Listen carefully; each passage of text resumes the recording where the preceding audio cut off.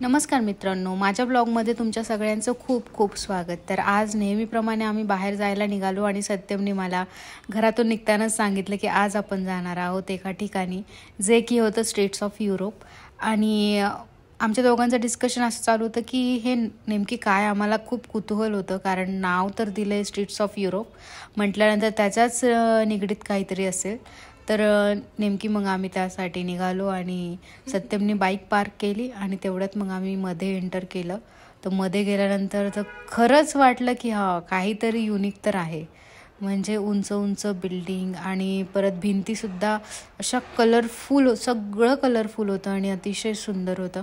त्यावरूनच कळालं की याचं नाव स्टेट्स ऑफ युरोप यासाठी आहे, कारण त्यांनी युरोपचं पूर्ण एक चित्रीकरण दाखवलं आहे आणि जे की खूप जास्त छान आणि आकर्षित होतं. तिथे बरेच लोक फक्त फोटोज काढण्यासाठी आले होते, जे की बघू शकता प्रत्येक ठिकाणी वरती जेवढे जे सेक्शन्स होते ना, तिथे सगळीकडे फोटोशूट चालू होता.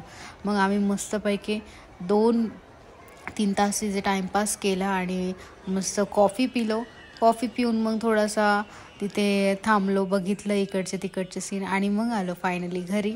अशाच प्रकारे मग ॲक्च्युली सत्यम आज खूप एक्सायटेड होता, कारण खूप दिवसापासून तो एक गोष्ट करत होता आणि ती फायनली कंप्लीट होण्यावर आली आहे आणि त्यामुळे तो खूप खुश होता. आणि त्याला खुश बघून मी सुद्धा खुश होते, कारण आपला सगळा आनंद त्यांच्यामध्येच असतो की ते खुश असले की आपण सुद्धा खुश होतो. तर अशा प्रकारे माझा हा दिवस मस्तपैकी छान गेला. तर होप सो तुमचासुद्धा दिवस खूप छान गेला आहे. तर भेटूया आपल्या नेक्स्ट व्लॉगमध्ये. तोपर्यंत धन्यवाद आणि बघत राहा माझे डेली व्लॉग्स. थँक्यू.